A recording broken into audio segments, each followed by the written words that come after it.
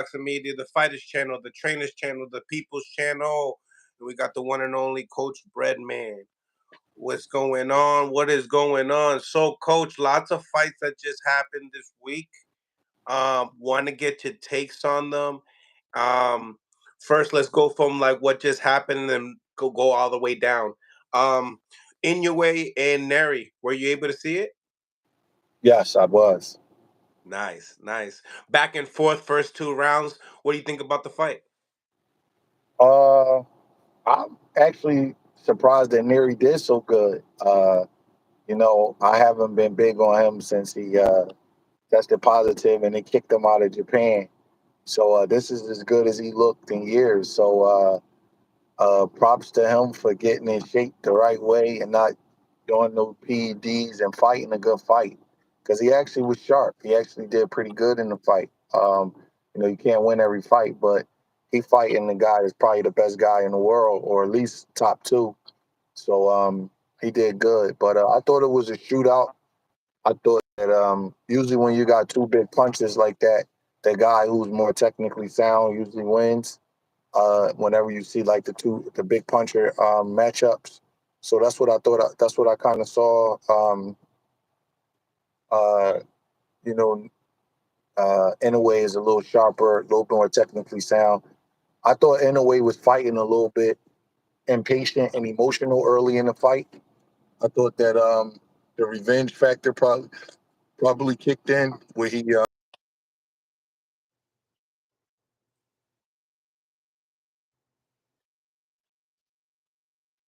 way I mean Neary a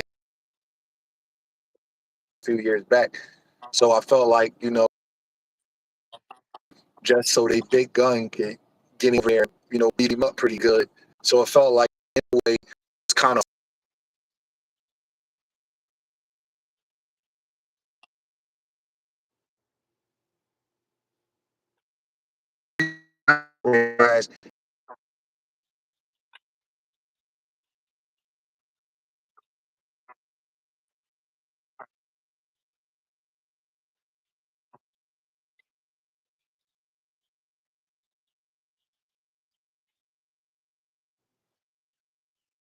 Absolutely, absolutely.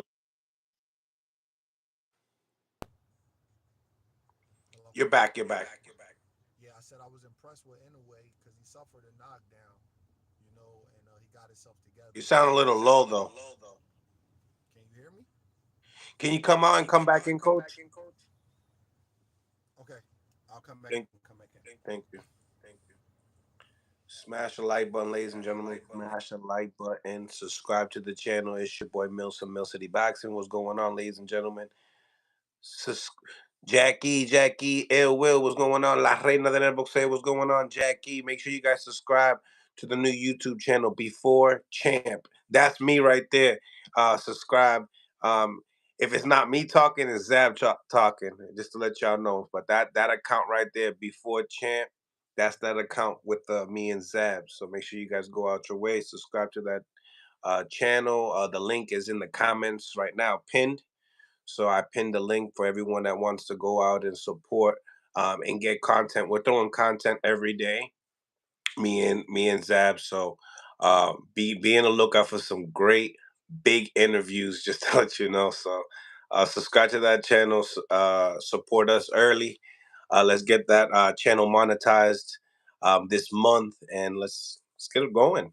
Let's get it going, man. I'm excited. I'm excited to bring more content. More great news. What's going on with Coach Breadman?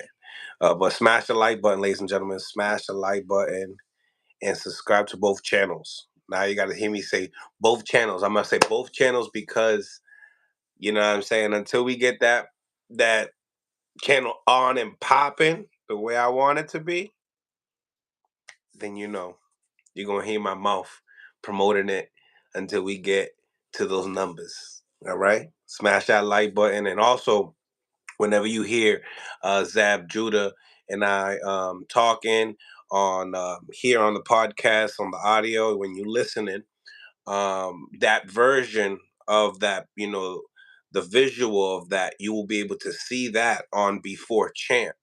So every time we hear Zab Judah or we hear a certain coach or we hear anybody that calls in, you will be able to see the visual of those people late that same night on that, on that channel right there before champ. So it's a real tight collaboration with Mill City Boxing and Zab Judah.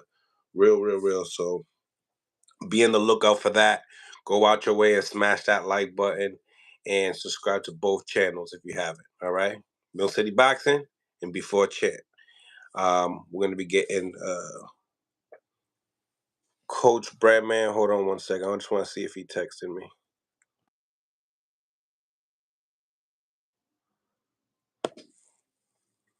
We're gonna be touching on a lot of different things as well. First and foremost, what you say? Good, because I be wanting to see who's talking. Laughing my ass off. Yeah, no, absolutely. You hear it first here, and then you go check it out. Go check it out. Who's talking? Who was talking crazy earlier on Mill City Boxing today? Oh, easy. You just go to Before Champ and be like, I didn't know who Lorenzo was. You know what I'm saying? Like, you know what I'm saying? Like, who's the wild ones? You know what I mean? Smash the like, but we got a lot of wild guys, but we also got a lot of knowledgeable people as well and stuff. So definitely check out that channel, and we got some crazy stuff. Um, Once Breadman comes back on, we're gonna be touching on everything that's on that thumbnail, and that is, oh, he's back.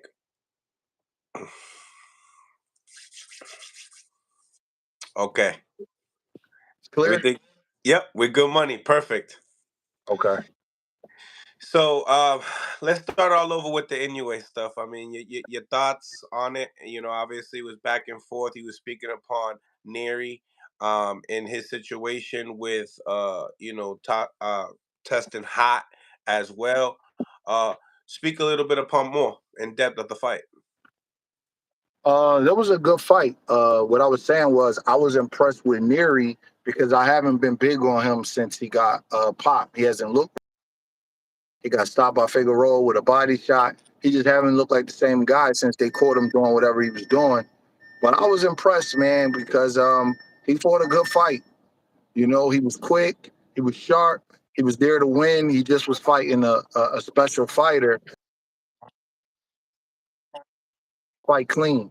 Because when you depend on that stuff and then you got to fight clean, probably takes your confidence away a little bit because you're using it for a reason.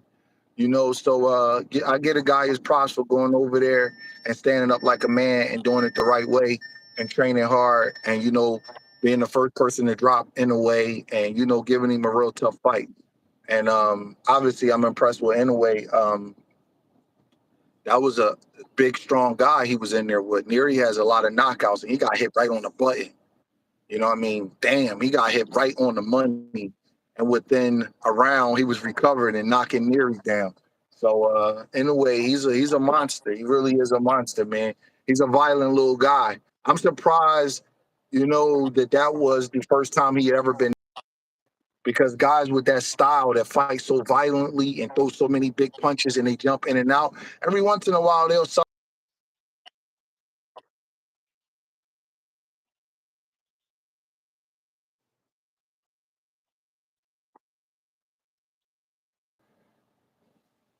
Right, right. Um, People speaking, as far as him moving up in the division at 126 pounds, what do you think? I mean, obviously, that stuff that we want to see. He seems like a legacy type of a guy, Um, I think that 26 might be doable, like a but Brandon there's a kid. Figueroa. Listen, off. This is the thing about fights, right? And I hope you understand this when I say it. It's not just one guy. It's the totality of taking tough fight after tough fight, division after division. Eventually, every dog had a day. You know what I'm saying? My grandpa used to say, "There's never been a horse, there's never been rode, there's never been a jockey, there's never been through." So eventually, if you keep fighting tough guys in their prime, it's the totality of fighting back to back top guys, ring rated, top 10, top five kind of guys. So I can't say it's like one specific guy out there that I'll be like, yo, that guy could probably beat him.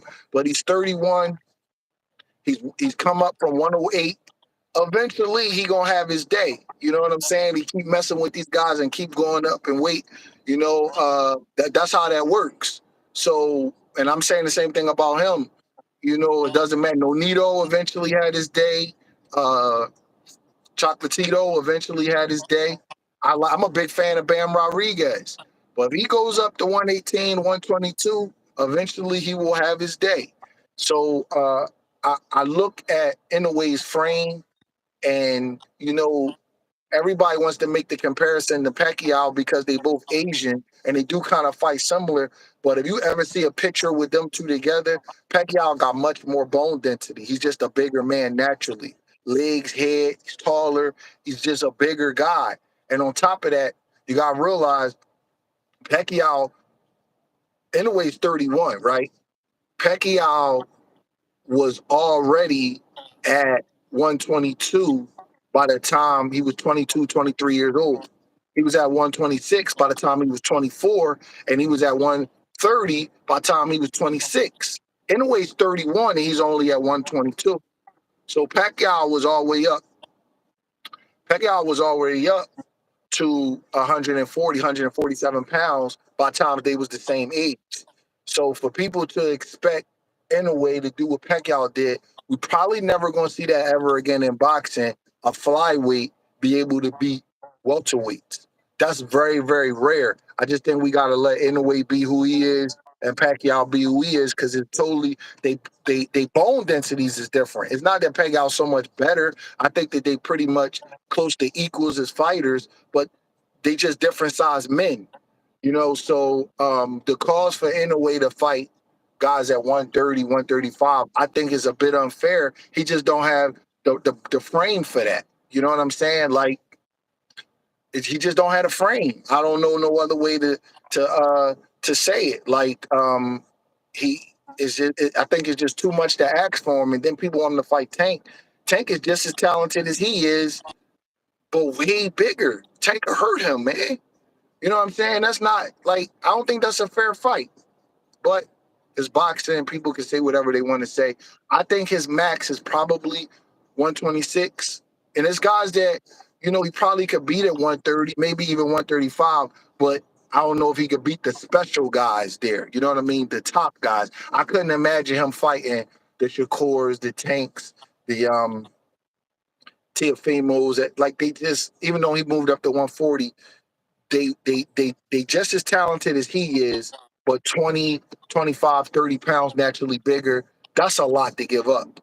You know what I mean? It's just tough to give up. It's like asking them to fight Boots, or asking them to fight, the best 54s and 60 pounders of the world. Crawford. How about that? It's like asking Shakur to fight Crawford. Can he fight Crawford in a real fight with no? I know they don't. I know they spar, but with no headgear and 8-ounce gloves, I don't think so. You know what I mean? So I think that's tough to ask in a way. I think he's going up probably as much as he could. 22. His body's not like ripped to the gills at 22. So at 26, he'll just be fighting at a weight just to for new challenges. It's not like he, grew out of the weight, which is a little different. Moving up in weight when you grow out of the weight and moving up in weight just to be moving up. It's two different things. But there's a kid over there in Japan. I think his name is Junto Nakatani. He bad too. That's a major fight. I'm not saying Inoue can't beat him, but before he move up, he might want to see that kid. That's a major fight. That kid is really good. He trains over here with I think it's Rudy Hernandez, but He he's knocked nice. out Maloney. Yes, he's nice. He's nice. I would like to see that fight. Before he decides to go to 126. Mm, mm. Now going back down a weight class, a fight that I'm really intrigued about that I haven't spoken to you about. Um, Bam Rodriguez and Estrada. I mean, what do you think about the fight? I think it's a great fight. Uh, uh, Believe it or not, I like Bam big in that fight. Mm. I like Bam. How I know big? Estrada is a Hall of Famer and a great fighter, but I like Bam big. I think that Estrada is a real is a tremendous fighter, but he doesn't do well uh, with guys like Bam. You know, I thought Chocolatito outboxed him the second fight, and I thought that he got smoked. And then I thought he got revenge on the third fight, but if he didn't, if they didn't give him that gift in the second fight, there would have been no third fight. So I uh I like Bam. I think Bam is in his prime. He's in his zone right now. He's riding high. I like Bam to outbox Estrada. It's a good fight because he's a great fighter. He's a Hall of Famer. He's definitely going to make some adjustments, but give me Bam by decision, unanimous decision. Okay, okay. What's the key factor? I think Bam's speed and his ability to beat uh, Estrada to the spot. I think Estrada is a slow starter, and I think Estrada likes for guys to come to him. So I think Bam's speed and his jab is going to drop. It's going to give Estrada fits, and I think he's going to beat him to the punch all night. Wow. Estrada's fast striking wise, but I can yeah, that's cool. That's cool. As far as Estrada, putting the upset, do you think that, matter of fact, is that it? Who's the favorite? I don't know. I was about to say I don't know if it will be an upset because Estrada is the champion. Bam's moving up to 115, and Estrada is the Hall of Famer. So I don't know if it will be an upset if Bam won, but Yeah. that's just my pick. I just feel like that he's going to win the fight. Mm. Mm. Fight of the year type of a fight. Yeah, because they box, but they bring it. You know what I mean? They box, but they don't try to take the air out of the fight. Some guys kind of box and they try to minimize the violence. With them guys, they box, but they they're they trying to hurt you still. You know what I mean? It's a different kind of boxing with them. They're not just boxing just so they don't take no punishment, so they're not trying to get hit and all that kind of stuff. They actually boxing violently. So I expect them to really put on the show. See any knockdowns in the fight? Yeah, I can see some. Both of them got good chins, but yeah, Estrada's a good puncher, and Bam is a sharp, shocking puncher. Like he hits you with shots you don't see, and he got really good angles. He's not a one punch guy, but I could see a knockdown in the fight, definitely. Mm. Mm. The chances of if them actually getting fight of the year, knowing that it's such a small weight class, do you think it's Oh, I possible? can see it because I think it's a lot of notoriety being put on the small weight classes right now. They're getting a lot of attention. Me and you talking about them.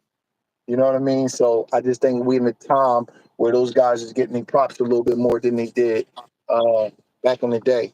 So you're gonna have to excuse me, bro. I'm starving. I gotta order something at the drive-through. No, you're all set. Now you're good. You're good. You're good. Now we know. Now we know what you take. What's good taste is like. Yeah. Smash that like button, ladies and gentlemen. Can I get a number 8, please, with no bacon? The number 8? Yeah, no bacon, no.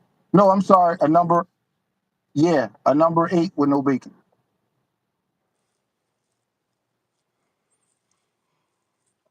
What's the drink today? Coke? No, pineapple mango. Anything else today? That's it. Nope, that's it. All right. It's over with 1377. Thank you. All right, I'm good. I'm good, champ.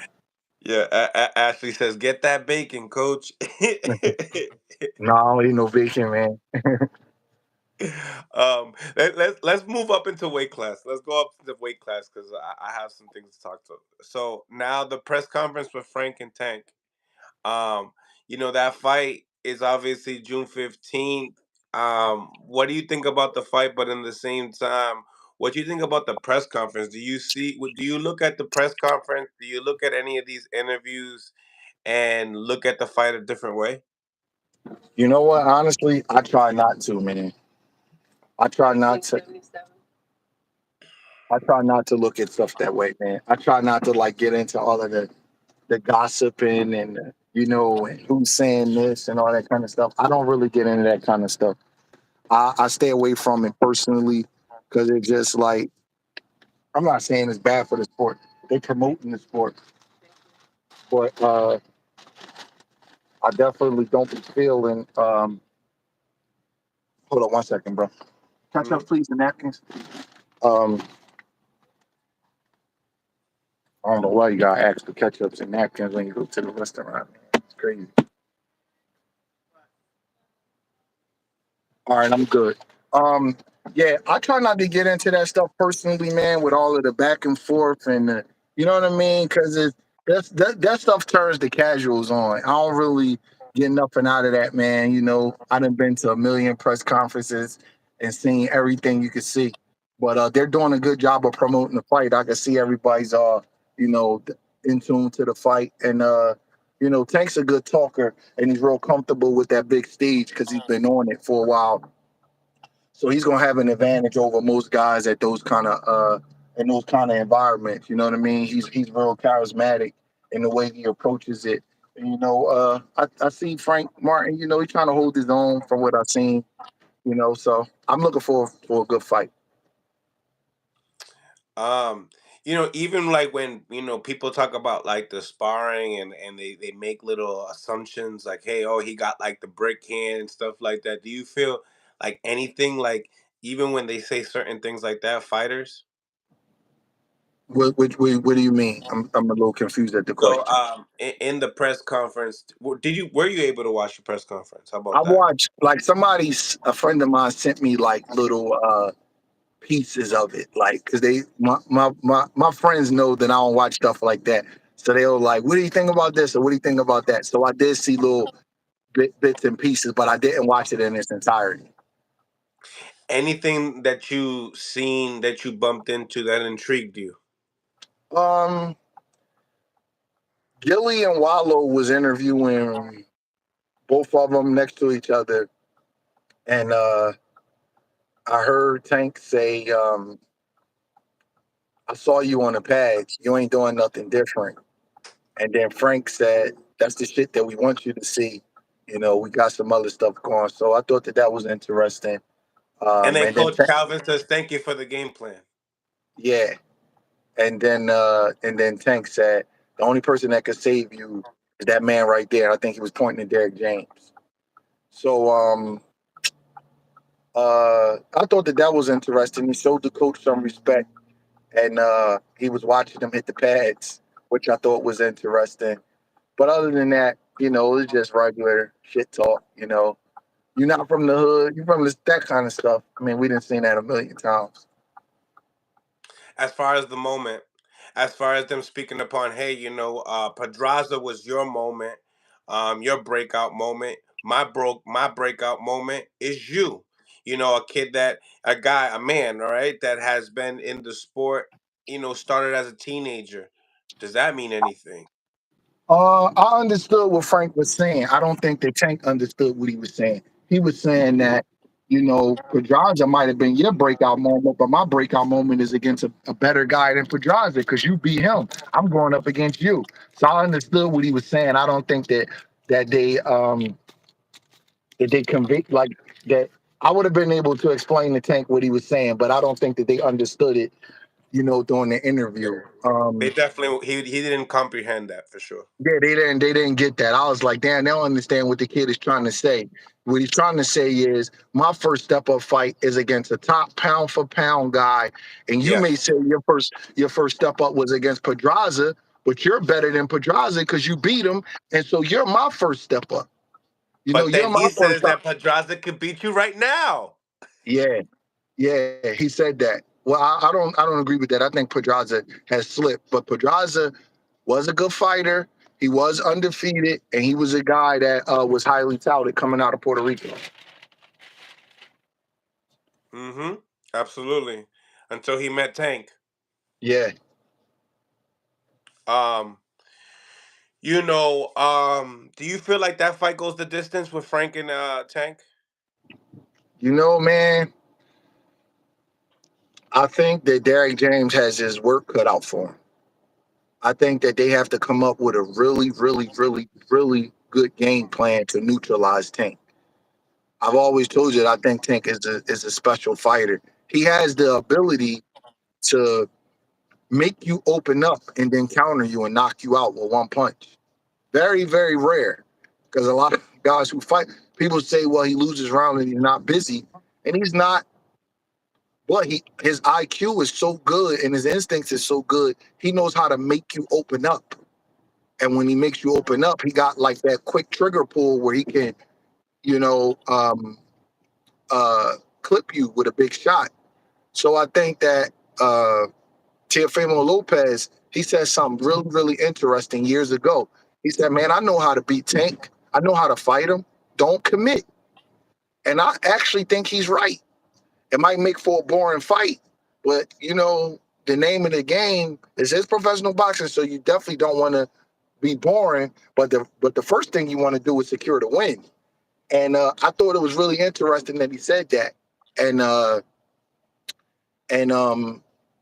think that that they're gonna have to find a game plan to come up with where he's not stinking the joint out, but while he's also not overcommitting and getting clipped with a big shot.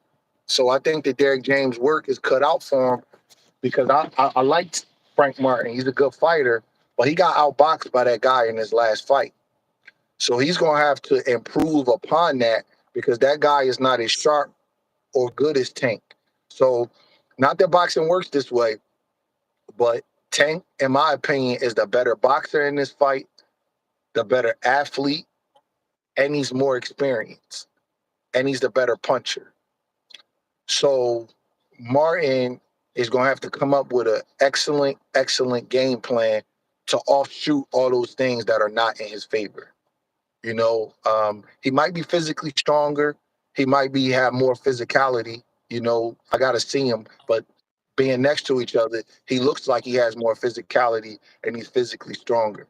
But who knows until they get in the ring? But I do believe Tank is a better puncher, a better boxer, more experienced, more talented.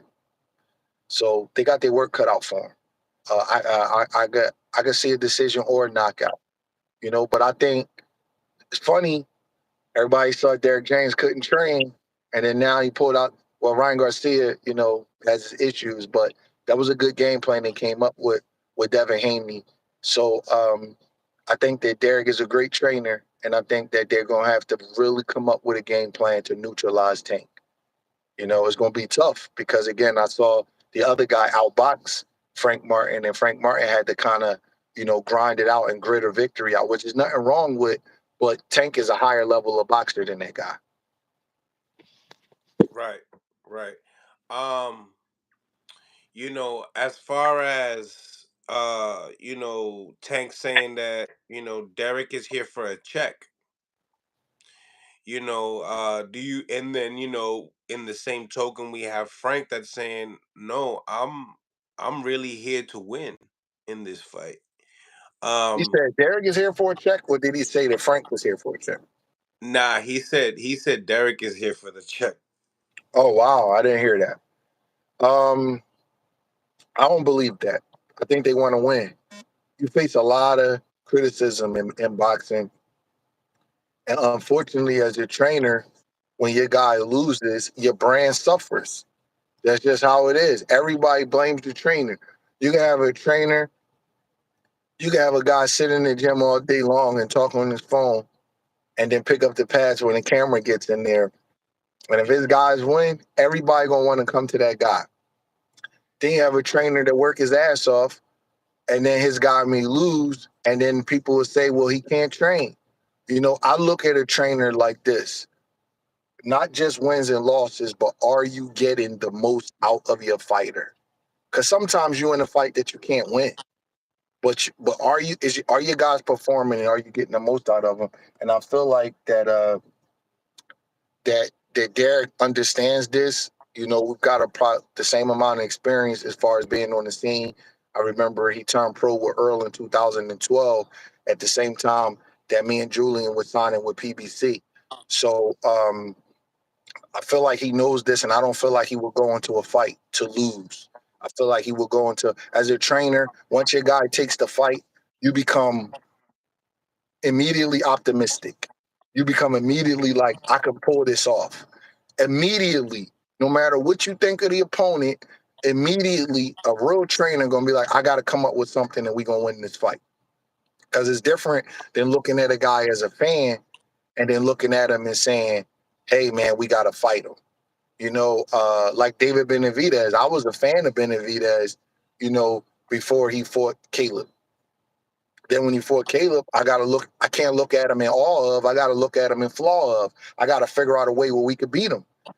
So I feel like that Derek James is a professional, and I don't think he will ever come into a fight just to lay down and not win. Because you're gonna get the checks regardless, so you may as well win. You know what I'm saying? Like, you're gonna get paid regardless, so you may as well try your best to win. So I don't believe he would do that. Mm. Getting into the next one. Also on June 15th, Subriel Matias, Liam Paro, Manatee, Puerto Rico. What do you think about the fight?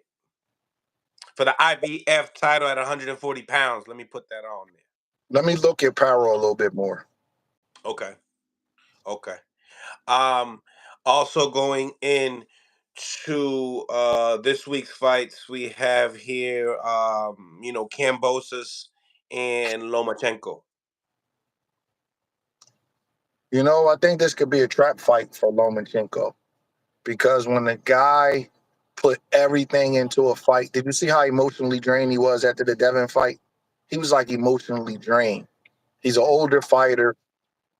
He's fighting at a weight class where the guys are a little big for him, but he's making up with it on heart and skill and things like that.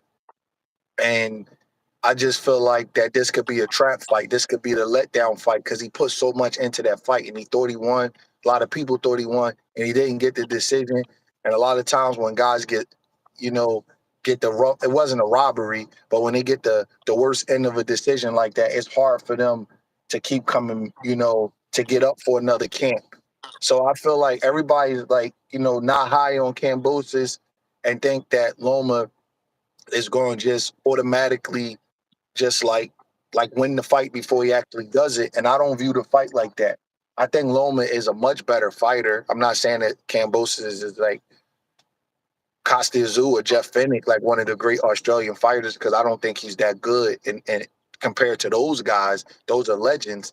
But I do think that he's a capable world class fighter. He's fighting in his hometown, and we seen what they did with Manny Pacquiao versus Jeff Horn.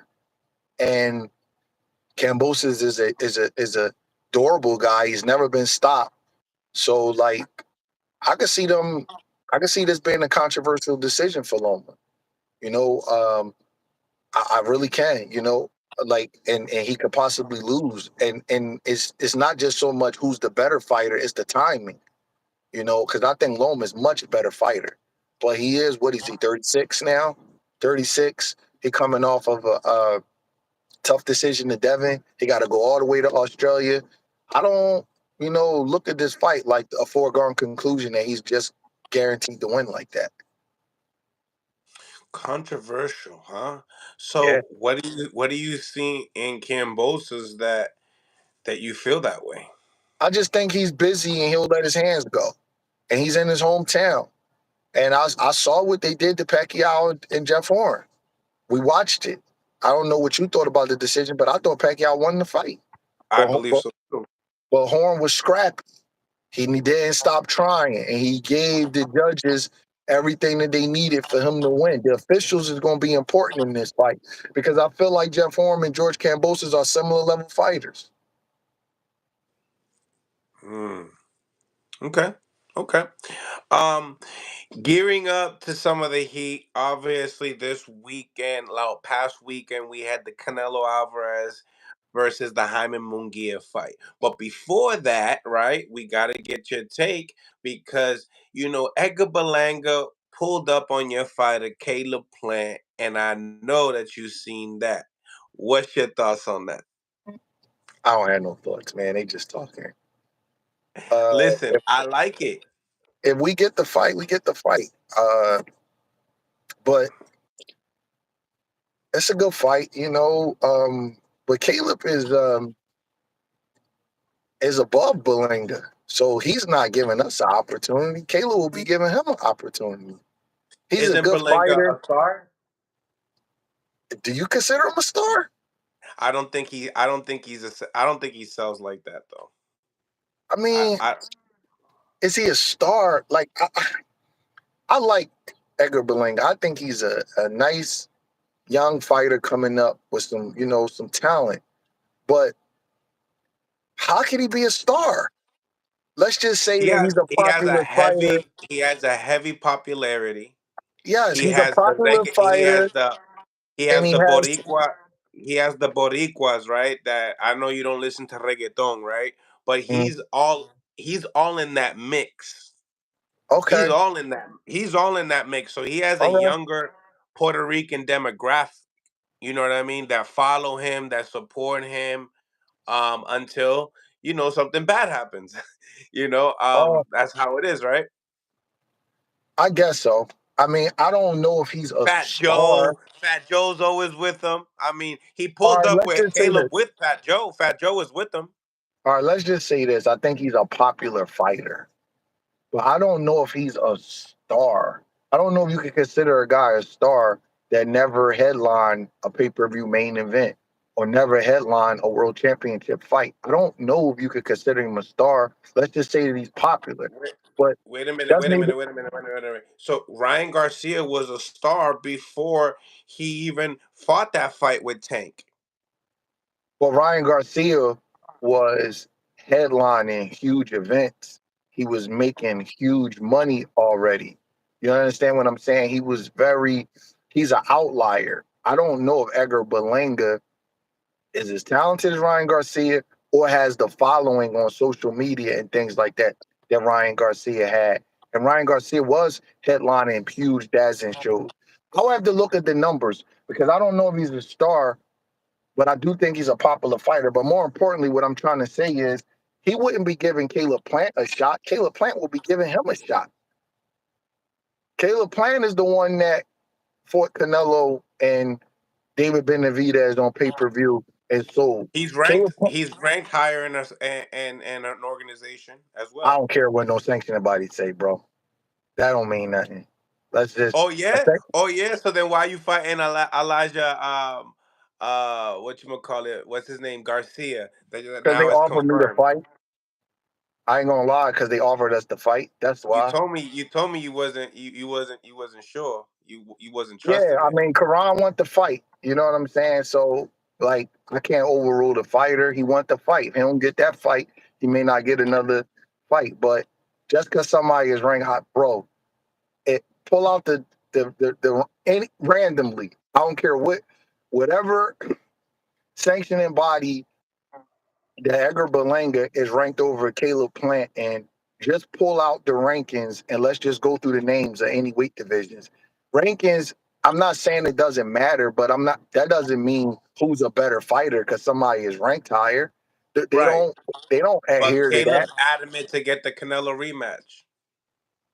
All right. Well, if they tell him he got to go through Edgar Berlanga, then that's fine. Whatever. Like I You see would. what I'm saying though, right? You see what I'm saying though, right? Yeah, I get it. I get the business of boxing, but like, all right. I mean, if He's that's there. who we He's got to there. Hey, they're saying the same thing with Frank and Tank. You're there. You're there. Look at Frank in that interview.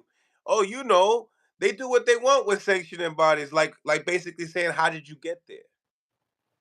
Similar. well, listen, again, I don't want to say nothing bad about the sanctioning bodies because I got active guys that's fighting, but like, okay, I'll give you this. When the last time they enforced a mandatory at 168? So that's why I don't want to get into that because it's not a But if it makes productive. money, it makes sense, Brad.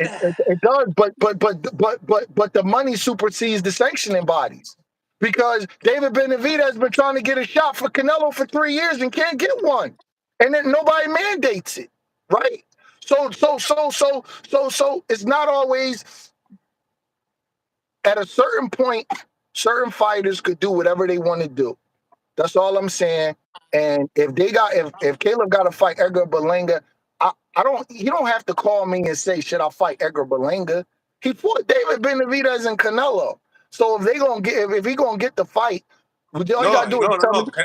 Caleb's adamant. He wants to fight, like very Caleb adamant. Plant don't give a fuck who he fight. I'm just telling you that he's a lot tougher kid than people give him credit for. He don't care. So all of the big punching guys and all that kind of stuff, he don't really care about that. He want to fight. He ain't fought in a year. He wants to fight. He been trying to fight Jamal Charlo. He wants he he will fight David Benavidez in a rematch if he could chance. And David Benavidez is an animal.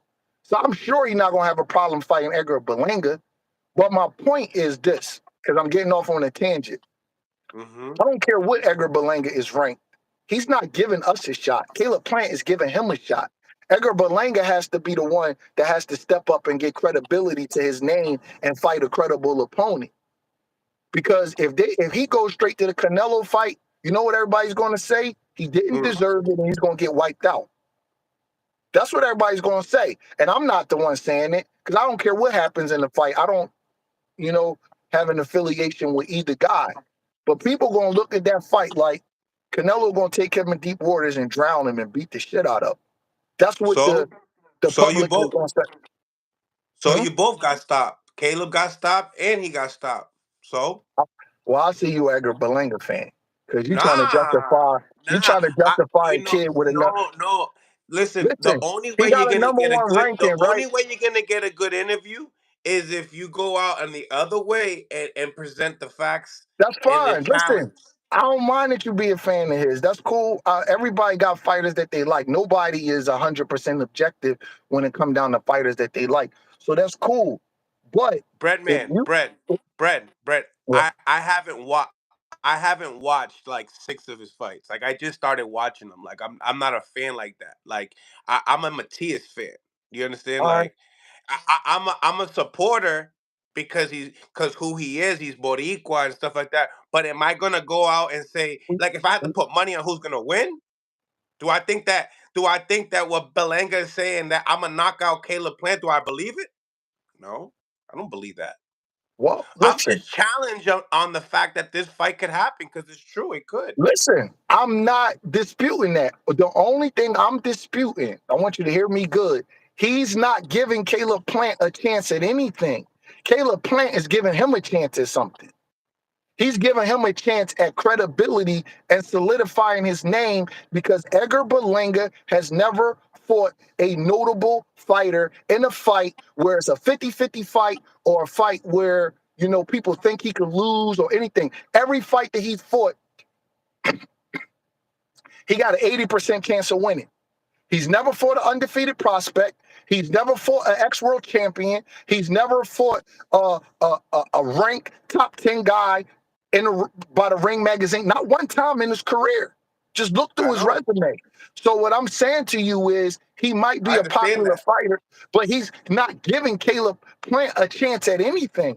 Caleb Plant is giving him a chance. The guy who has reached a higher status, the guy who's made the most money, the guy who was an ex-world champion has a higher stature in that situation. So he's not giving Caleb Plant. You know who will be giving Caleb Plant a chance at something? Canelo, David Benavidez, because they beat him. If he gets a chance at a big title fight and he's a challenger, then the champion is giving him a chance. But you're Edgar saying that Berlanga, you don't care about. But at the same time, you're saying that you don't care about the rankings. no, what I'm saying is you brought up the fact that Berlanga is ranked over him. And I'm saying that don't mean nothing because Berlanga might be ranked over a bunch of fighters that he's not better than. Because just because you're ranked higher than somebody by a sanctioning body, it doesn't mean you're a better fighter than them. Sanctioning bodies, you get ranked through emails, bro.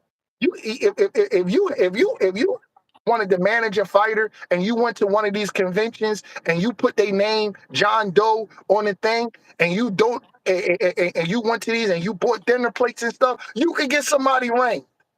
I'm just Yeah, telling you, and I'm not I know. dismissing it. I'm not discrediting So it. you It's take just that him. So you beat him and you take his spot.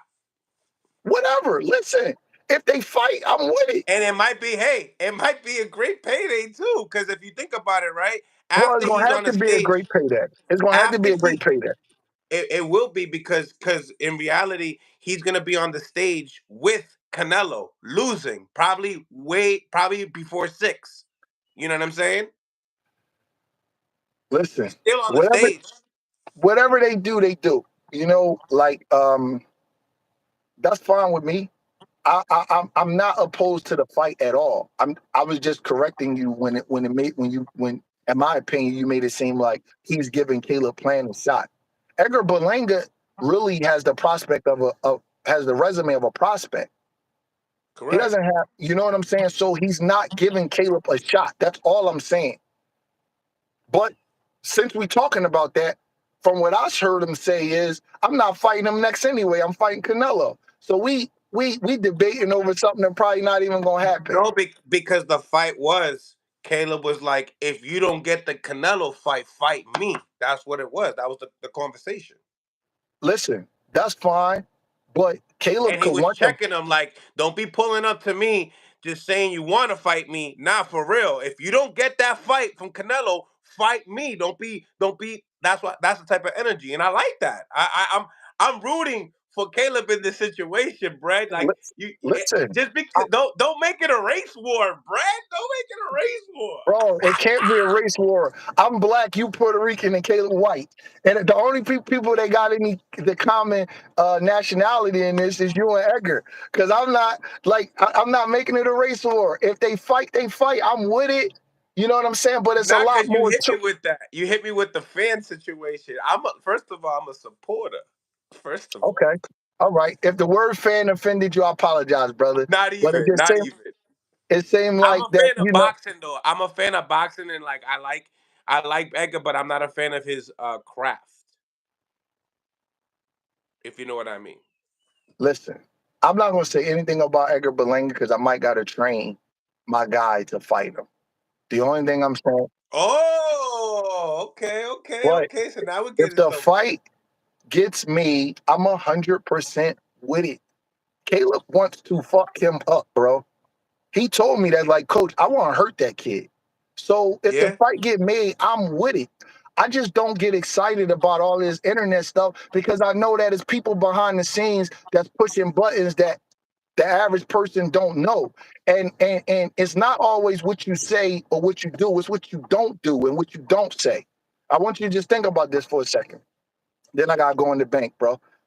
Um, Edgar Berlanga is a talented, good fighter, right? But he has got to the number one ranking without beating any ex-world champions, any 50-50 prospect fights. He's just there.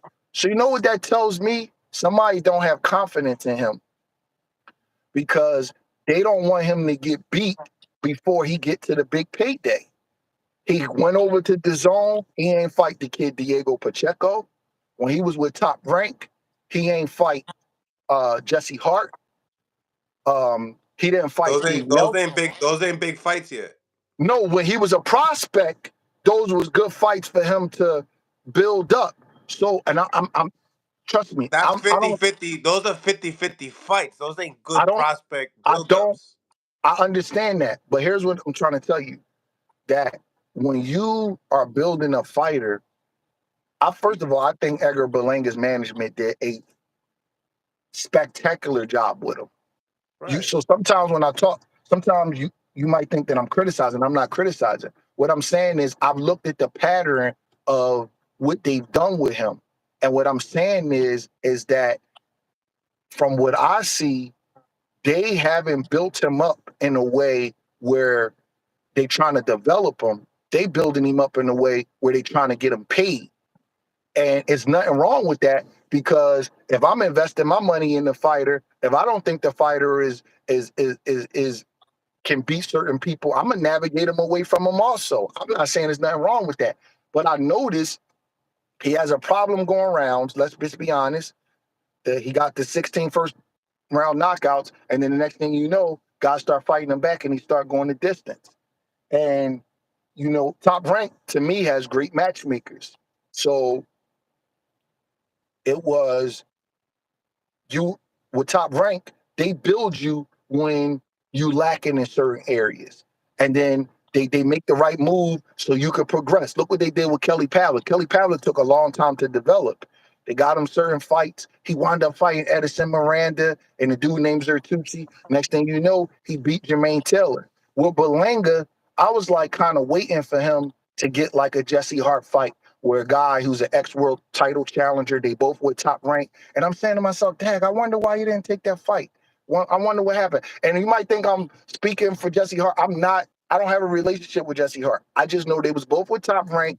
And the science of matchmaking is you put an up-and-coming prospect versus a guy that's a little bit older that had a couple shots at the title, and you see what they do. He never took that fight.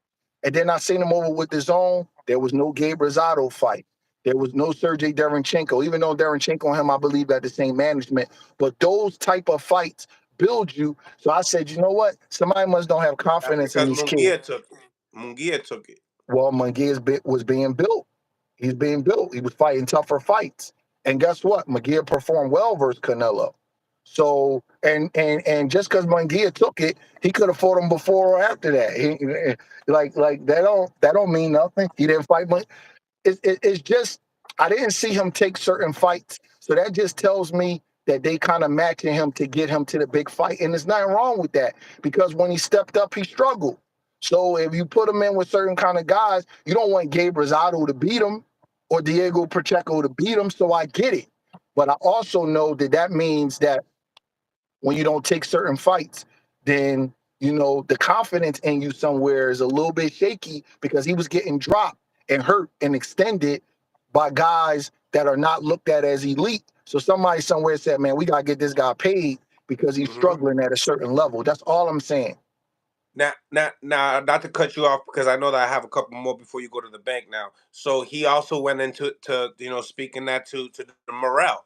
Like, what do you think about that? And then also, how does that, in your eyes, a Caleb Plant and Berlanga fight play out? In your eyes, how do you see it? So what are you He's asking saying me? he'll You're knock asking me out. about? He's saying he'll knock out Plant. You're saying what? What would you guys do to Berlanga when that time comes? I think Plant is gonna beat him. I'm not gonna get into how and all that kind of stuff, Decision. but Plant. I think Plant can knock him out. You think Plant can knock Berlanga out? Yeah, yep. I think he can knock him out. I've seen Berlanga hurt and dropped by guys much less than Caleb. I think he can Mm. knock him out. He pulled up on Morel. What do you think about that? Well, he was the WBA mandatory. You brought up the sanctioning bodies. The Morel was the regular champion. Why didn't he make that fight? You know why? Hmm. Because Morel is clearly a level above him.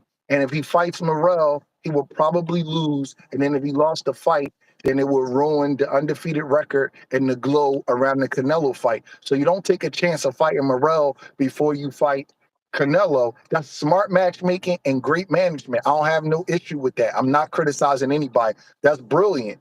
But of course he's not going to fight David Morrell because Morrell is a level above him. And I'm not disrespecting the kid. Morel is just more developed. He was a higher ranked amateur. He's fought hard 12-round fights. He's just a level above him right this moment in their But does he careers. get a Caleb Plant? Does he go and get a? Does he get a Caleb Plant because he hasn't gotten those names on the resume as well? Who Morel? Yeah, a I, fight that I listen, love. listen. I never been called about the fight. I never been called about the fight. If I get called about it, you know what I'm gonna say? When we start in camp, let's get some southpaw sparring there. I don't get called about the fight. Last thing I heard about Morel, he was moving up to 175 because he wanted to fight Benavidez. Mm. So I don't know. As far as Morel and Berlanga, I would favor Morel in the fight. But if those young men fight, more power to them. But if you're asking me who will win the fight, I would favor Morel very strongly. Your thoughts on Canelo and Munguia? I was impressed with Munguia. I looked at that fight, and the first thing I said to myself after the seventh or eighth round was, Golden Boy did a good job with him. They allowed him to get better. They allowed him to improve as he was coming up, and that if he would have fought Johnny Beck or Andre, he would have been even better prepared for Canelo. I thought that those were the fights that they avoided, and I was looking at him like, man, he probably could have beat them. And I don't know if he could have beat them, but those would have been very close fights. Like, I'm impressed with Jamie Munguia. He fought his ass off. He did a great job. He came to win the whole entire fight. I just feel like that Canelo's on a master level. He just knows too much for him. His mind is so sharp and he's so composed under pressure, and his defense is so good. People don't realize how good his defense is. His head movement, he rubbernecks punches. He takes something off the punches. He catches them with his hands. He got every layer of defense, but he don't have fancy feet. So people don't equate his defense with being, his defense is exceptional. And his precision is exceptional. His ability to counterpunch is exceptional.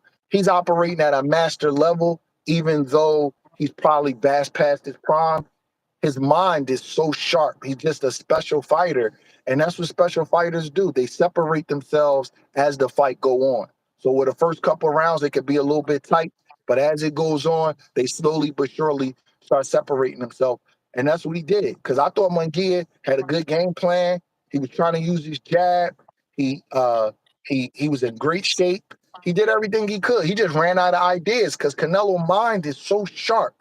Munguia like just literally just ran out of ideas on how to penetrate this guy's defense. And Canelo took over after I think maybe round four, was it? But I thought it was a really good fight. I enjoyed it. It was exciting. It wasn't a lot of clinching. They both fought hard. They both brought it. Nothing you could say. But Canelo's just a master. When you get to that master level, you know, you could just do things, man. It's hard to really explain with words, but you could just do different things in there, and you could kind of neutralize what the other guy is trying to do. And when they do have a good round or land a good punch, it's not that big of a deal to you, like you saw with Inoue the other day. Like, all right, I got cracked a little bit. You know what I mean? It's no big deal to guys at that level. Remember when Crawford got dropped by Mean Machine? I don't know if it was called a knockdown, but got hit with his. He was like, okay, all right. Or somebody in the crowd said that Sean Porter was winning. He was like, oh yeah, they just have that little thing, but it's special fighters. When Usyk was, I thought Joshua was winning against Usyk after about 8 rounds. Usyk just turned it up. So when Munguia was winning a couple of rounds, Canelo just was like, okay, all right, I'm gonna see if you can take this. He started just doing little stuff, and uh, Berlanga got if Berlanga fight Canelo next, man, he got man, he gonna have to really improve on his game, man. Being in there with somebody that good and that savvy, man, it's like a shock to you when you at that level. I've had guys in camp with Canelo. He the real deal. Oh, I know. Oh, I know. Now, how does a Caleb and Breadman challenge a Mungia? Man, listen, that's a tougher challenge than Edgar Berlanga. For I'm sure. one thing I am, man. I'm very honest. That's a tougher Me challenge. too. I have Uh, I have Mungia beating Berlanga. That's what I'm trying to tell you. I keep it a buck. I'm one of the most unbiased people out here, bro. Yo, Munguia showed me something. That Munguia showed me something. That would be a tough fight. Uh, I still think that he's a little easy to hit, and you could use his aggression against him, and he's not hard to counterpunch. But Caleb will have to be 100% right to win that fight. That's a tough fight. That kid can fight, and he's going to be better because of the Canelo fight, because he took that fight, because he won 12 tough rounds with Berlanga, because he was in there with a guy like Gabe Rosado who knows all of the tricks. Those kind of fights get you better. Hmm.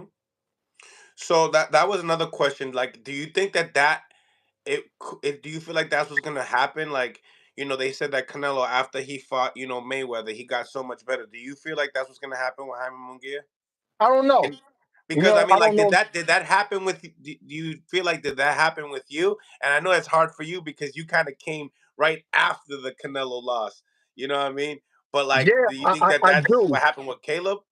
I do, because here's the thing. I don't think Caleb would have ever made it the distance with Benavidez had he not been under that pressure against Canelo.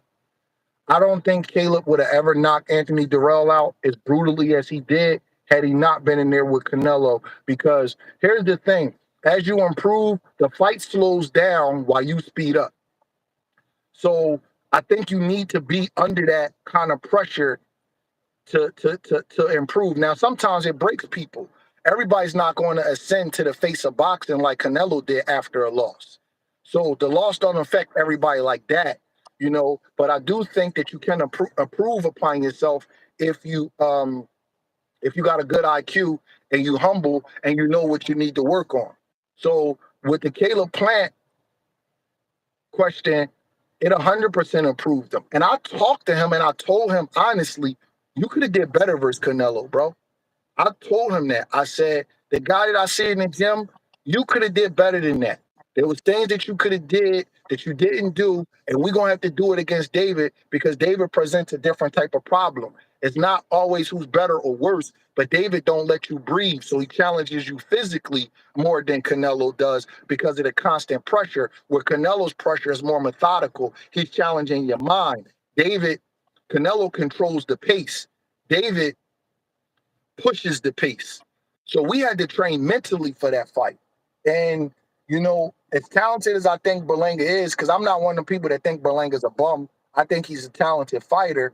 But whenever he's pushed, he don't respond well. Whenever he's pushed. You know what I'm saying? I've seen him bite people. I've seen him do things to get himself disqualified. So he hasn't been there on that level to to know how he's going to react to that. But Jaime Munguia has. So I think he's a tougher fight for Caleb, and I think he's a bigger challenge in my opinion. Mm. I love it, Coach. Thank you for tapping in with us, man. We definitely had a great interview. Yep. I know that you have some food. Chow down. God bless, man. I, Enjoy the rest of your day. I didn't want to be all eating on camera, man, but I got to grub, man. I'm hungry. Why, you didn't like your last interview when you was eating? Bro, I can't help it. You call me, sometimes you call me, man. I'm a skinny guy, man. I get hungry, man. My metabolism works fast, man. I got to eat, man. But I'm just leaving the gym with the guys. I'm sweating. I got running the bank. I'm starving, man. I got to get something in my stomach. Man, enjoy the rest of your day and your Yep. grub. Yep. All right. Blessings. Smash the like button, ladies and gentlemen. Smash the like button. Subscribe to the channel. It's your boy Mills from Mill City Boxing, home of that high level pro boxing media, the fighters channel, the trainers channel, the people's channel. We have the phone lines open, ladies and gentlemen. Phone lines are open. We are live right here on Instagram and on YouTube. So call in on Instagram. Also, subscribe to the new channel, Before Champ, with the letter B, number 4, and Champ. New YouTube channel I have with Zab Judah. We're putting up new content every day, exclusive interviews with some greats, man. So make sure you go out your way, help us get monetized, watch all the interviews. If you don't want to watch it, keep it on play and let it run so we can get monetized. Salute to everybody on the chat as well, man. Appreciate you guys. Here's a question. I don't think Berlanga has a snowball's chance in hell against Caleb. Caleb with outbox and outclass Berlanga. I definitely believe he would outbox him for sure and outclass him. Absolutely, absolutely. Phone lines are now open, ladies and gentlemen. Phone lines are now open. HLD, tap in. I see you. You in the building. What's going on? What's going on? I see you was in the building. I see you in the comments riding it. Riding it. Salute to everybody in the chat though. Appreciate you guys. Um, let's get into it. We got phone lines are now open. Phone lines are now open. We got HLD tapping in. Um, hopefully he's got signal. You know what I mean? My bad, Mills. I just jumped on the stream. You all good, Coach Mike Woods? What's going on, Coach Mike Woods? Salute, salute, salute to everybody in the chat as well. Everybody in the chat. You know, from the members to everybody else. Bam Bam Boogie in the building. What's goody? HLD in the building. What's goody? Who else we got in here? Jackie Hernandez. What's going on? Smash that like button. Okay. First caller coming in. HLD. What you got for Morel versus Berlanga? I got you. Benavides, you mean, right? My bad. The link. I'm pressing it. I'm pressing it, Papa. You got signal? HLD? Because I'm pressing it. There you are. What's going on? HLD in the building. What's going on? Smash that like button, ladies and gentlemen. Dímelo. What's going on? I see you in the comments, dog. Get off that Berlanga bullshit, bro. Papa, let me tell you something. I love boxing, and I want people to live, bro. I want people to live. And you know what? If you are who you are and you saying you something that you not, I want you to get exposed. So do you see what I do? I move forward and I say I want that. Come go get that smoke. Cause the way that white boy was talking, I like Caleb Plant. I'm a huge Caleb Plant fan. I'm sorry. I told everybody he was gonna lose to Canelo and Benavides. I even told Breadman to his face before the fight even happened. Cause I'm the realest. But still, bro, this dude. This dude is. At the end of the day, he gets exposed. Listen, he gets exposed by Canelo. That's the top of the top. That's the shalop of the shalop. Then you got to get exposed by something on another level. No, because that motherfucker is using my fucking flag to fucking be on this bullshit, having these morons think. So how do you get out of boxing? So how do you get out of boxing? You're not that, bro. How do you get out of boxing? Have him fight Munguia so Munguia knock him the fuck out. Está bien, pero the thing about it is that he had that energy. He had that energy. You're not gonna embarrass my culture, my heritage, writing on this rah bullshit. Cause we all know he's gonna get his ass whooped by fucking Canelo. He is not the best to represent us like that. He's not even close to that. He's not even a Matias, bro. He's not even a Matias. So, Papa, yo entiendo, of course. No, I don't want to take that out like that. So you want him to just. So this is what you want. You want him to have the O. You want him to. No. Have him fight Play. Have him fight fucking Munguia. Watch his ass get fucking beat the fuck up and get him out of here. But he needs to get the top dollar first, and that's King. Nah, man, fuck you, stop Canelo. representing my flag like that, bro. No, I'm not down with that. He has to get payday. I'm not selling my Puerto Rican flag, my Boricua. Smash that like button, ladies and gentlemen. I don't know what happened to my live right here, but we'll start up another one. That was weird. Oh, we got Coach Kenny's phrase of the day. Phrase 5. After studying Frank Martin at the press, I noticed a bit of a scar tissue around his eye and a slight abrasion on the bridge of his nose. He's not as tall as I expected. Slightly long neck with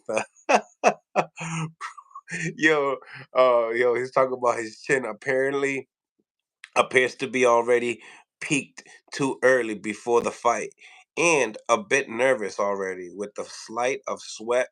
Good guy though. Coach Kenny, salute to you, man. Yo, man, Coach Kenny. Coach Kenny's a funny one, man. But I'm gonna start up the live again, guys. Sorry about that.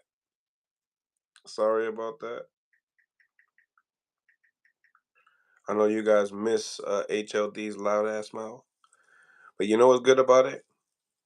You can hear him crystal clear, and that's what's good. Subscribe to Before Champ on YouTube.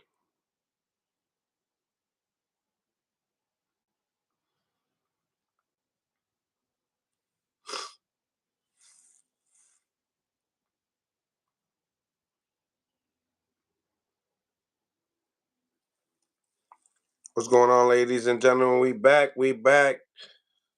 Phone lines are now open on YouTube, and we live on YouTube and on Instagram. HLD in the building. What's going on? We back. No, I'm not having him do that. Mill City, what's the topic of today? We got 3 topics of the day. We're running back on just some of the questions that we asked Breadman, and then we can have the fans talk about it as well. So obviously HLD, we haven't spoken in a minute. So what you think about the press conference with Tank and Frank, the interview with Wally and Gilly, and all that stuff? What you think? Blah blah blah. I didn't watch it live. I caught it then on the replay. I didn't think it was nothing, man. It was nothing for me. Briz, what's going on? Briz, what's going on? Yo, did you subscribe? Did you subscribe to Before Champ yet? Zab Judah's channel? Nah. You gotta do that. You gotta do that. You gotta do that, man. What's going on, Champ? What's going on? What's the deal, baby? Chilling. What's going on with you? You coming to Philly with your Ryan fight? For Friday. No, but I'm going to the press on Friday. I'm going for the fight as well, yeah. My man, that's what I'm talking about. Absolutely. I'm going to get to see you down there. Huh? I'm going to get to see you down there. Oh, you're going to see me? Wells Fargo. Oh, no, I said you're going to go see me? Yeah, I'm going to come see you. Word. If you come to Boots fight in Philly, yeah. Word. It sounds like they ready to jump on Mill City when you get there, bro. You better be on your A game, Mills. Nah. They know. You know, I'm show you some love. I like that. I like that. That Philly love. Yeah, you gonna get it. That's my guy. So we talking boxing. Salute to Ivan Mighty Robinson. Is he training you? He's getting you ready. He's getting you ready for who's gonna mess with the old lady. No. I'm training him. Oh yeah. See, that shit sounds good. So I'm teaching him some tricks. Listen, I want to know what he think about Frank Martin and Tank Davis.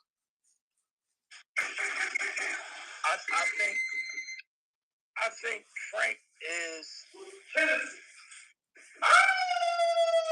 See, you're not used to this. You see? I'm looking for the right words. I'm coming from I'm coming from like a street angle. Oh, you're coming from a street angle. He's not letting Javante get in his head the way Javante think he get in his head. You know, like over talking him and trying to. You understand what I'm saying? Mm-hmm. Like he's trying. Javante trying to psych him out. He's trying to get in his head, but he ain't getting in there. Frank ain't going for it. Okay.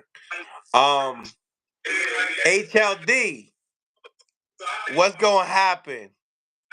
And salute to Zab. He gonna be coming on in a second. I'm gonna use the coach's words, man. What he said, bro. I'm gonna use a street angle. He's going to get a paycheck to get knocked the fuck out and get out. Damn. That's it. That's damn. Get paid, knock the fuck out. Thank you very much for your time. Hey, Bill. Yo. Talk to me. You hear my young boy said on the job? What? He said, yo, Briz, this boy Mill sleeping on me, bro. Tell him about me. What's good with him? Yeah, he tough. He amateur boy. He tough. He pretty good. Well, you already know we got the new channel that Briz. I'm gonna have to get off with you real quick because you ain't subscribed, and I'm very, very, very disappointed right now.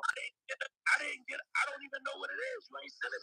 You see, it's right there. It's pinned right there, and I send it to you in your DMs. Subscribe to Before Champ, the new YouTube channel of me and Zab Judah. All right, we posting content every single day with exclusive interviews. Do that right now.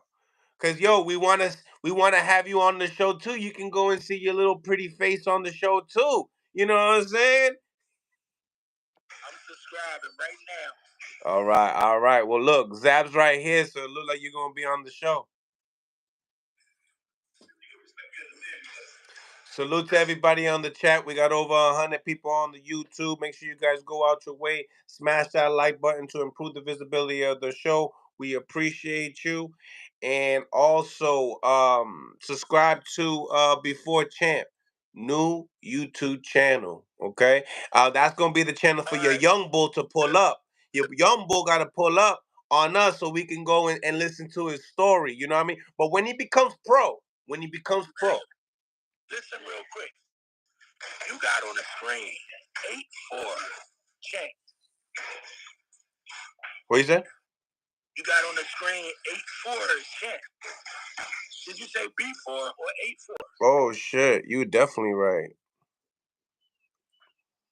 That was horrible. Salute. Thank you for that. B4. Let's see where Zap's trying to get on there. Subscribe to. Yeah, we got a lot of content up there already. I dropped like 10 videos up there.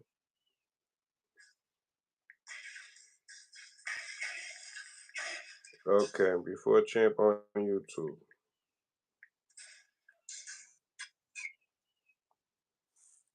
Yeah, we pumping that channel until we get monetized, and we pumping that channel until we getting it popping, and we pumping that channel. Word. All right. Yeah, my brother. Yeah, Ethan. When you turn pro, we need to get you on here. Matter of fact, we can get you on here before that too. We can get you on there before that too. But you gotta take the sport serious. You feel me? You can't be one of these guys like me that had a couple amateur fights and then just bounced off the sport. Yeah, he official. He official. I thought it was official too in my 12th amateur fight. and then I needed a job to make some money. You ain't had nobody like me to co-sign it. That's why. Oh, okay. So let's go. Let's talk about this. We got here Kambosos and Lomachenko this week. What's your thoughts? Breadman talking about this is gonna be a close fight. And his eyes. Surprised by that. Huh? Yeah, me too. I think we're gonna see finally the retirement of Kambosos, man. Loma by the 6th round KO. His last fight looking terrible. The man hasn't been the same since that war with Tio, man. And it's just put it a buck. That guy's got his ass beat 3 fights in a row now. Right. Why can't it be that he's just not that good? That's my point. Ben Friday got really that good. Yeah. Maybe he's not it. You know what I mean? Dan Greedy Low says Loma wins 9-3. What y'all think? Y'all give Kambosos 3 rounds? No. That's a lot. It depends on the Loma that shows up because sometimes he starts a little slow. So he might do like what Canelo did on Saturday. Let me see what you got, Munguia, for the first 3 rounds, and then in the 4th game, bam, get out of here. Because Kambosos has been asking for this fight, so it's not a good fight for you to have after you've been asking for it. Then you come off 3 straight losses. 3 straight. Arguably 4. Damn, really 4. Like inside when you look when you inside and you no, you're like, yeah, I lost 4 times straight up. Do I still got it? You got a little help on that teal card.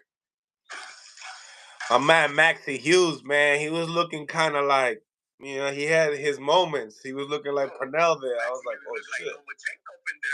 I was like, damn. I didn't look like.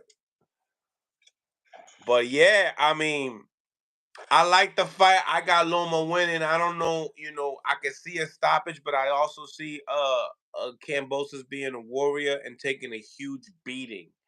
Do I think the no mas could happen? Nah, because he's the quote unquote what is the attack? What do they call him? The Spartan? What is Spartan? Yeah. Smell? Huh? Talking about Kambosos. No, I'm saying who you saying that against? As far as Kambosos being a tough guy, I could see Kambosos not even winning a round, to be honest with you. But a stoppage is something that's not out the picture. You know what I mean? But I don't know. Do you think his dad will do it? You think his dad would throw in the towel? Yeah, because that'd just be the fifth person that threw in the towel. He's not. Yeah, I don't see Kambosos' dad being as dumb as Bill Haney not throwing in the towel.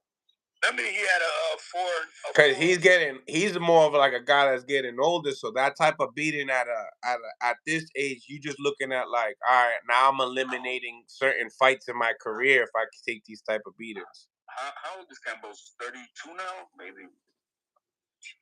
You know what I'm saying? So I think if he's throwing it, if his father throwing the child, I wouldn't think it'd be a bad thing at this time in his career.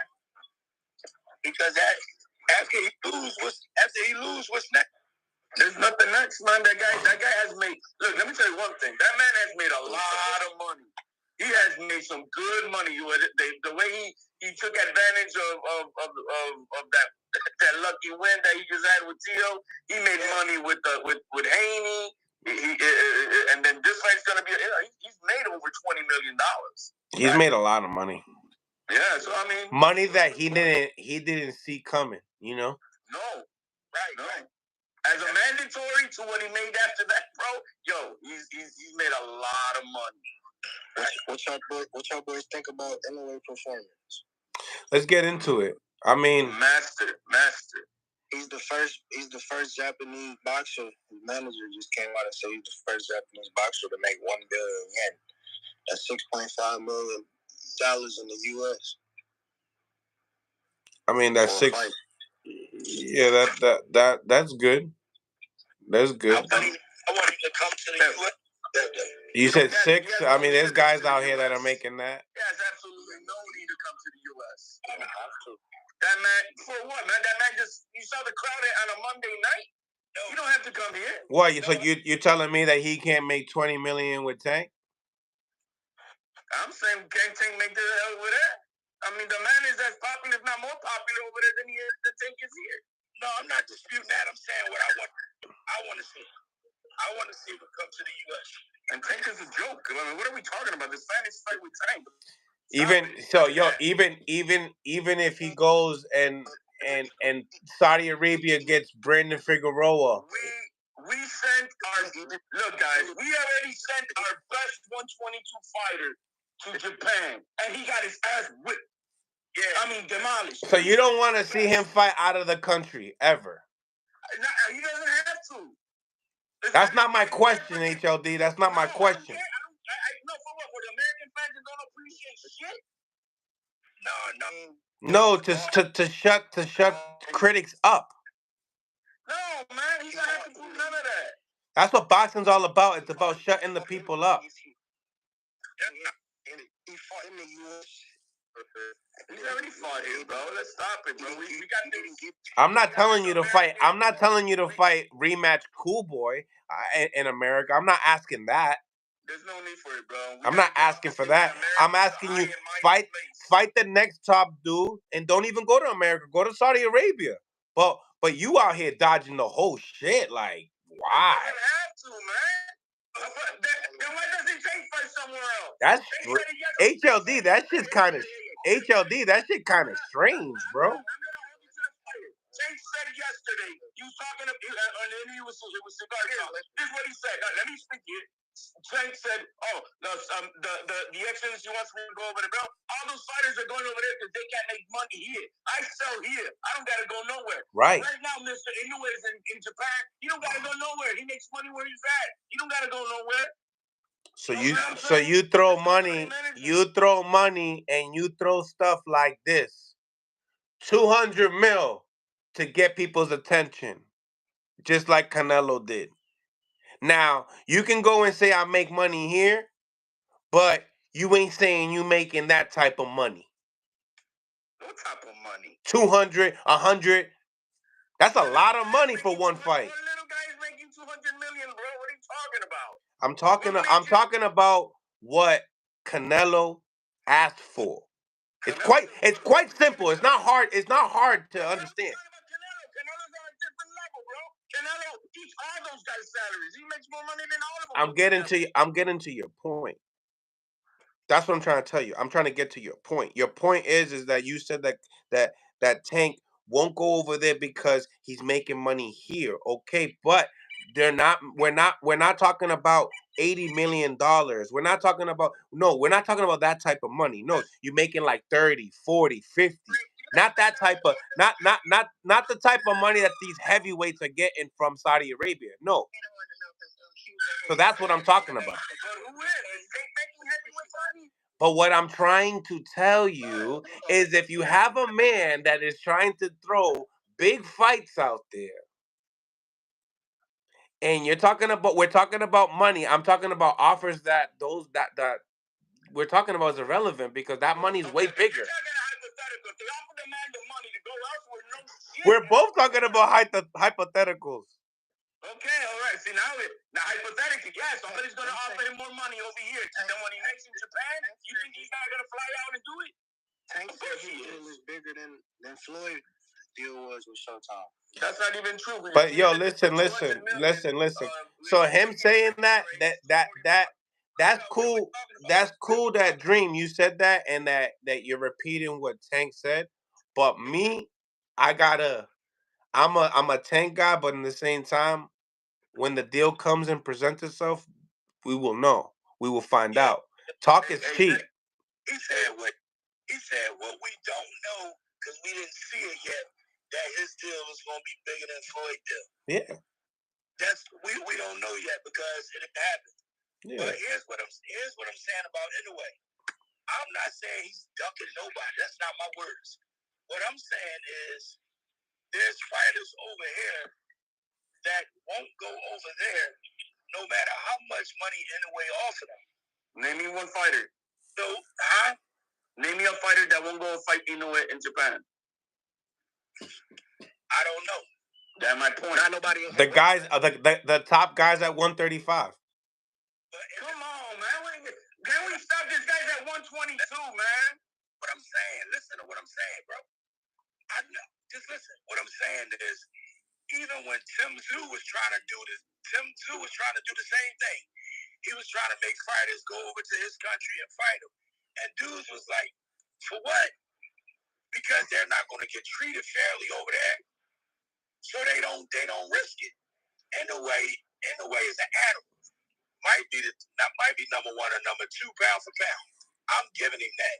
But you're not going to get the fighters because people don't want to go over Japan because they're not going to get treated fairly. And the only way that's going to come. Not true. Huh? Not true. Fulton got treated like royalty in Japan. Listen, no, bro.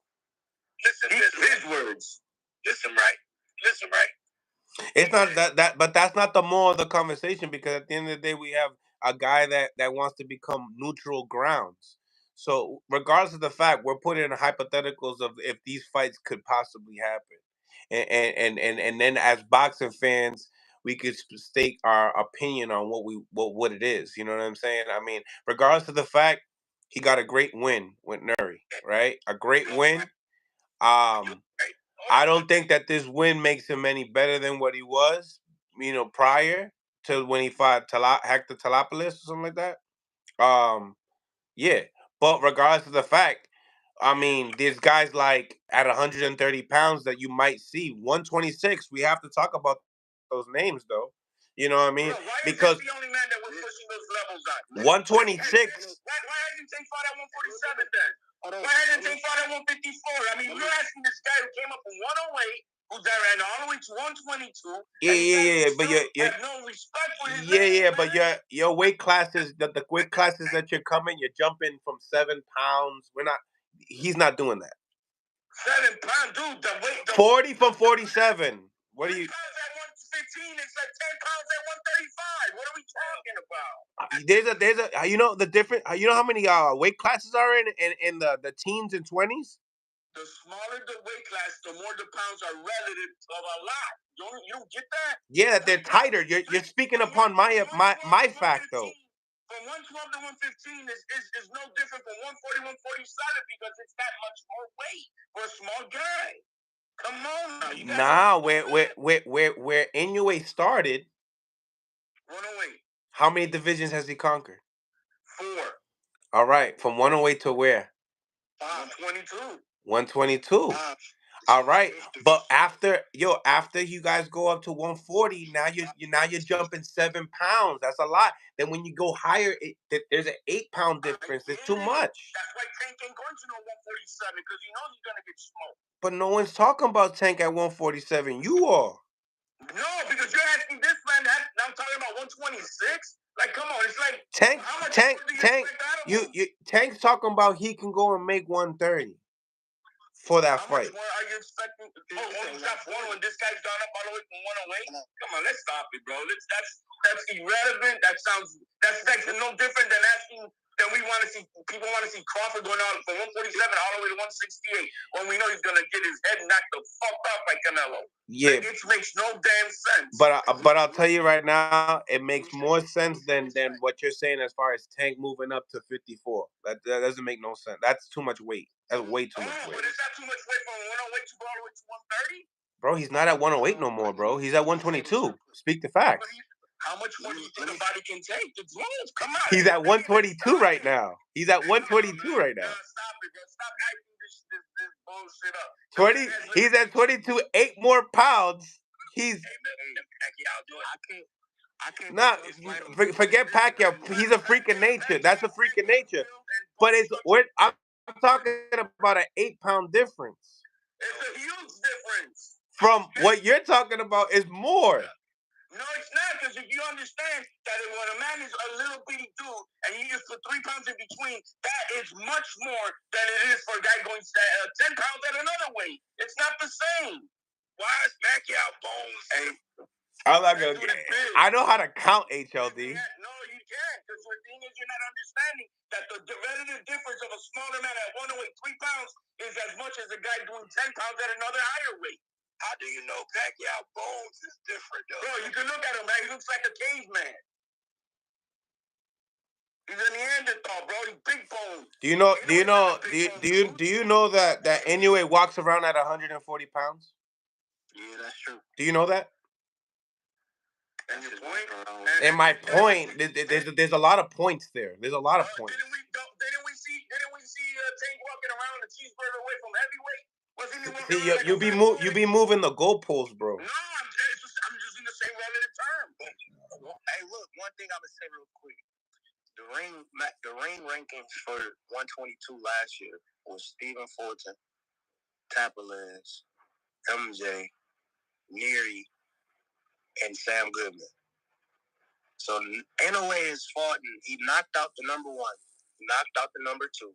He knocked out the number 4. He's about to fight the number 3 and the number 5. So he's fighting the top 5 dudes in the division. Number 1 pound for pound fighter in the world. That's what you call clearing out a division. This is not what I'm disputing. I think that like Andre Ward probably had a better career. All his fight wasn't in the Pokemon. What resume does Andre got that makes have a better career of who? No, I'm just saying, like, fighters get stuck in their hometown. And I understand Inoue makes a lot of money. I understand that he makes a lot of money. And he's fighting all the top guys, and they're coming. They're flying out. They don't have a problem going to Japan. And what I'm saying is, he can say like he was asking for Shakur. Shakur not gonna go over Japan. But can we mention realistic names? Yeah. Like Shakur's too big. Shakur's too big. He's bigger than Tank. No. But you could even go lower. You could even go lower. That Canelo, like this man, Canelo went for 154. He's at 160. Why don't you go to heavyweight, man? Because you got a Raymond Ford that Eddie Hearn is backing up. I don't know. I know that's a big task. I know that's a huge task, but I see his limitations. Me personally, his limitations. He's gonna clear everything out at 122. I think his physical limitations will be at 126. Not because of his power. His power is going to transfer, but the way he's not going to be able to register the power taking it from 126 pounds. I'm not talking about. What I'm saying is, if you wanna, like at one time, Shakur did say he will fight Inoue. He'll fight Inoue. It was one time he had said that. And what I'm saying is, he won't go to Japan. This is all I'm saying. There's a lot of fighters that would take the Inoue fight that won't go over Japan. That's all I'm saying. I'm not saying Inoue won't win by knockout. He might win by knockout. I'm not saying none of that. I'm not disputing no fighting skill. That's not what I'm doing. I'm talking territorial. A lot of people want to go over to Japan. That's all I'm saying. Everybody number one in the world, and the one he could. Inoue has the power to keep Ford at 126 pounds and not make him move up. And he'll fly out to Japan. Everybody at 126. Everybody at 126 will be at Japan. Let me tell you about Cool Boy, right? But they better pay my boy crazy money because he already told us he's not doing that. Doesn't matter. He was the number one guy we had. No, he didn't have to go out there. Cool Boy has also been talking about fighting Inoue since 2018 too. So yeah, but that ain't gonna happen no more. Now that shit's done. Didn't have to go out there though. That shit was when he was at 26. Getting his ass whooped, bro. He got demolished regardless. He didn't have to. We're using like this thing about the excuse about territory. Yo, it wasn't a robbery. He got knocked the fuck out. We pity. Who? Stop. Like the only advantage I see about going somewhere else is on the cards, the judges. But bro, this man is demolishing people. He's not leaving it up to the fans. I mean, to the refs. I mean, judges. Damn it. I see. Así yo lo veo. I see it. Yo lo veo. Everybody at 126 will fly out to Japan. I agree. Everybody. I agree. If they're giving out, $3 million, shit like that, of course. Better than what they're getting paid here. I know that. Yeah, you getting $3 million. You getting what the 35 guys are getting. You getting exactly, man. So I mean, the business has nothing to do with the ass whooping this guy's hanging out. You know, I see his maximum ability is 126 because I know his power will transfer. 130. That's about. I don't even see 130. For the reason is the power. Can he take? It's not that he could give the power, but can he take it? And we just saw yesterday that with one punch he got dropped. That's a flash. Yeah, that's a flash. That's a flash. He didn't get hurt. And that's the thing. But you say that about Tio, right? You gotta keep the same energy with Inoue. Yeah. Yeah, but my point is, we saw that if that happens at 122. That means how much more Danger's going to be taking power from 126. That's why I give Haney mad credit because in that fight with Ryan, he just kept getting up. He looked like a crazy pirelata. But credit. I mean, I've seen that fight so many times, and the one thing I gotta say about the young man, you saw that adjustment in a way. Exactly. There we go. Let's talk about this. The next round, bro. Let's talk. Yo, man, you don't need a banana in camera, bro. Come on, bro. Yeah, bro. Hey, you saw, bro? I saw some saliva coming out, bro. Yo, you're so action. You're so action-packed. Don't bite, bro. Don't bite. Yo, HLD's a little hornball. Era un bellaco. Fucker, bro. Era un bellaco. Pause. Hey, but you know what? My man right now is doing something that is very true. Yesterday, we saw what a true pound-for-pound fighter does. He got clipped. He stayed relaxed. He didn't get up immediately. And then he's like, all right, I got to change my game plan. And I changed my game plan. I mean, it was the easy adjustment to make. He got greedy. He did get okay. So what was the adjustment Haney needed to do? Stop fucking following this guy around, bro. What the fuck are you doing? Put that fucking glove up, bro. You know that fucking left hook is coming. It's not, I mean, the adjustment is actually easier, I thought, for Haney than it was for Inoue. Damn, this is mad little. You know, so what Inoue did to get the exact adjustment that Devin did. That's the crazy part. They both starting to slip. Trying to slip, at least for Devin's sake. He was trying to slip a little bit. It was like, when you slip, nigga, you weren't moving after that. Inoue would get the fuck off, or he would counter, throw combos.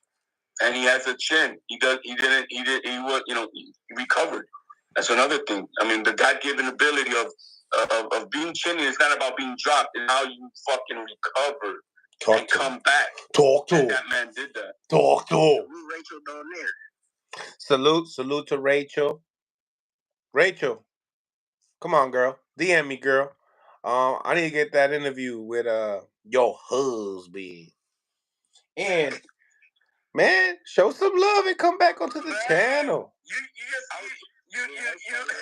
Yo, Rachel is mad knowledgeable. I'd rather talk to Rachel about boxing than most people. You say hello to Rachel and you dismiss her immediately because we just want your husband. Bro. Have her on the panel, bro. Nah, she know. Yeah. Come on, Mills. No.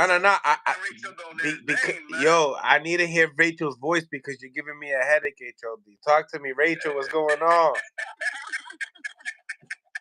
HLD, and even when he's typing, I can hear him Yeah. yelling. HLD he's my explosive secret weapon. How are you doing, Rachel? Oh, you know, it's Tuesday. Shit. It's Tuesday. I don't know what else to say. I'm exhausted from last weekend. I can tell you that. Exhausted. Let me get the rundown. Let me ask you some questions. If you're gonna ask me about Inoue, I haven't watched it yet. Boom. Thank you for shutting that one down. But that's cool. We got more. What do you think about Tank and Frank's press conference? I thought it was funny. I like those little quick jabs, and at the same time, I didn't know. I mean, I've seen Frank. I don't believe I've ever seen Tank that closely. So I didn't know the size difference in the two. Mm-hmm. But there's a lot of fun little things that they were all saying throughout the press conference. Tank was saying some stuff in Ryan's behalf. What else did Tank say? And then the girlfriend issue or something. I guess they shared a girl, or not. I mean, not shared a girl. You know what I'm saying? Hey. He was insinuating that I'm gonna get with her and shit like that. No, I think Tank was saying that he already had her. He had her first, dog. Yeah. He had her first. You remember when that happened, right? In high school? You remember when you dated that girl in high school and you're like, oh shit, I remember we had that thing, Yeah, that's what it sounded like. Definitely. But, I mean, throughout the whole weekend, it's been crazy. Last week was crazy. We just didn't watch the Inoue fight because it was a Monday morning, and Monday's always crazy for the boys.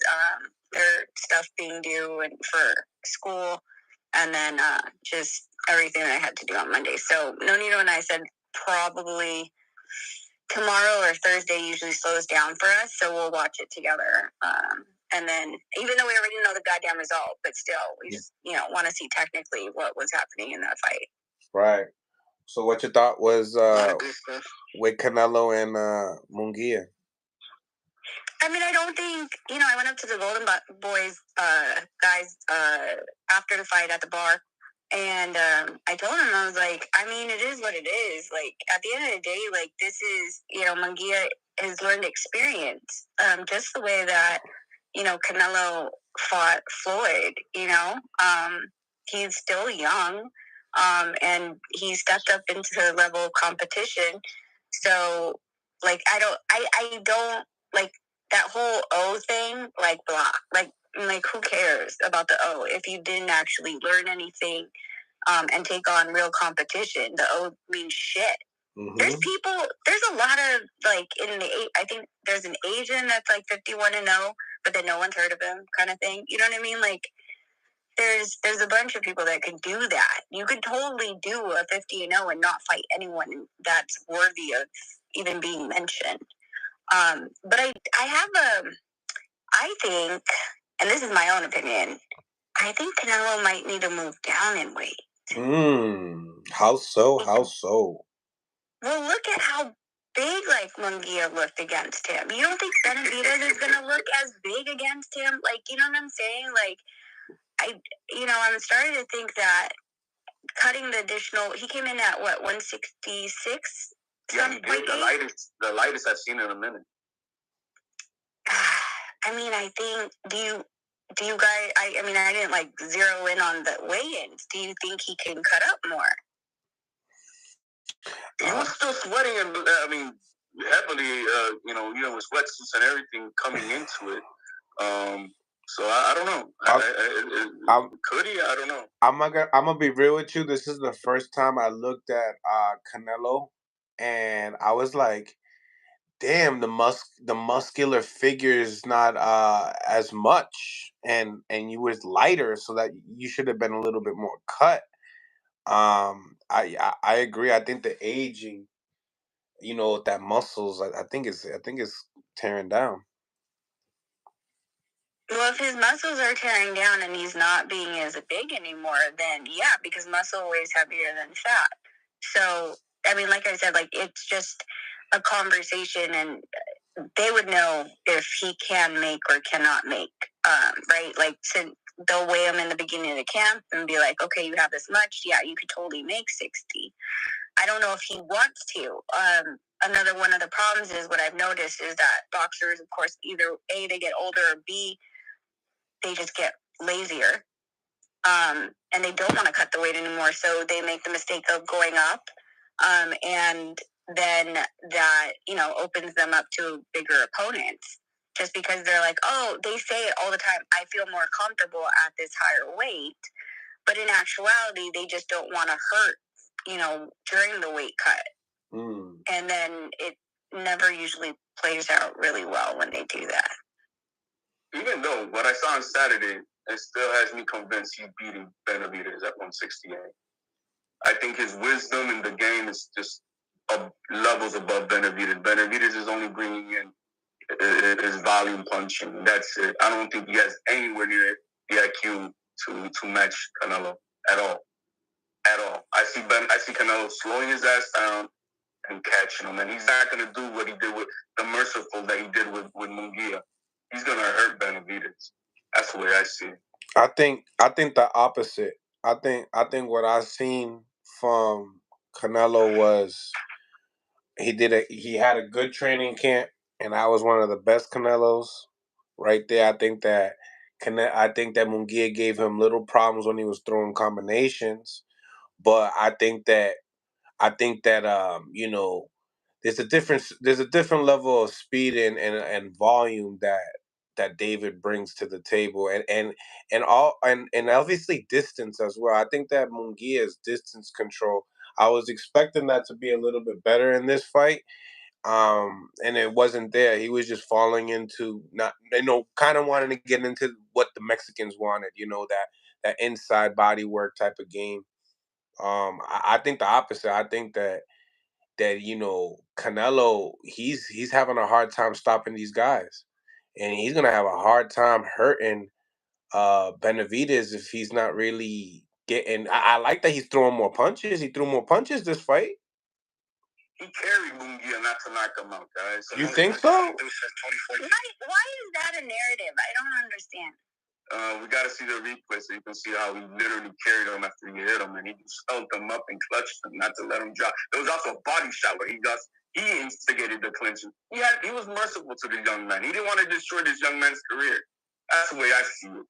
He really didn't. I don't say he carried it. They fought they fought to go at it, but Canelo knew not to want to destroy this man. You feel like he has sympathy? Yes. And I think Munguia knows it too. Well, I was wondering that too when he was hitting him with those uppercuts. Like some of those uppercuts, well, after he knocked him, Canelo was still landing those uppercuts, but yet it seemed like it was just like a pop shot more so than it was like really putting some weight behind it. It was just, you know what I'm saying? Like it was just like pop, yay, there, I hit you. But yeah. Go back to the 12th round. Go back to the 12th round where he clipped him and he literally held his head up and clinched him. Well, not to let him drop. Well, I'll tell you one thing. Back in with HLD, I definitely was waiting for the other gear, and I didn't see that other gear, that those championship rounds, that gear that Canelo brings, that gear that he forced Caleb Plant in the last round to stop. That type of gear, I didn't see that gear. He was not merciful towards Plant. This is different. Tough kid still. Either way, he still took some good shots though. No, he did, and I wholeheartedly believe it's a good learning experience from it. And he's no Berlanga, you know. He's definitely no Charlo. I don't know now that Charlo and Munguia narrative, I don't know why that hasn't been talked about, but you can see that nobody want to talk about that Charlo and Munguia narrative anymore. I think Munguia smokes everybody else at 168. So when I was talking to Bread, you said it too. You said that you think that he beats Caleb. What do you think, Rachel? Do you think the same? Wait, who beats Caleb? Munguia. Ooh. Good fight. It's a good fight. It's a good fight. It's a good fight. So the Munguia that showed up against Canelo, yes. not Munguia. Oh. Does Caleb have enough to get off? You know, to get him off him?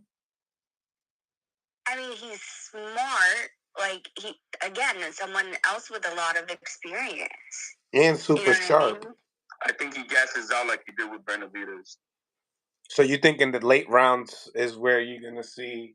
Is where this kid turns on. His gas tank. But what, you think he's gonna stop Plant, because Plant's crafty? Yeah, that's what I'm thinking. He's gonna do good like he did with Benavidez for those first few rounds, but then it's just the accumulative effect of this pressure. He's gonna wear out. But I think Caleb can really teach Munguia how to dance in that fight. It would be good experience too, just like Breadman was saying. I mean, you know, that's the difference. This kid's he's only 27, so he's got 3 years of still getting better than what because let's admit it, Munguia was never that guy. I mean, he 43-0 record or whatever he had was on, you know. I don't know. When I was watching Munguia at 54, I thought I seen a high volume Mexican fighter, and I was excited to see his future. And he's still an action-packed fighter, but I don't think his IQ and is. That's what Canelo did. He just like, all right, let me see what you're gonna do first 3 rounds. Oh, this is what you do. You do the same shit over and over. Bam. That's what he did in the 4th round. I think the kid needs to be more dynamic with his skills, and you know, we'll see if Freddie Roach is gonna teach him that. Prime Time Talk TV. What's going on? Hey, what's going on, fellas? What's going on? So, I mean, I don't know. I like Munguia in a lot of the fights.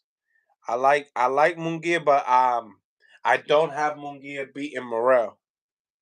Morrell is 175, man. So we already moved that train. I mean, he hasn't said nothing about him not going back down to 168. I think that, like I asked that same question to Jose Benavidez, I think he's really trying to apply pressure on David as well. I like to see. I would like to see Morrell versus Berlanga.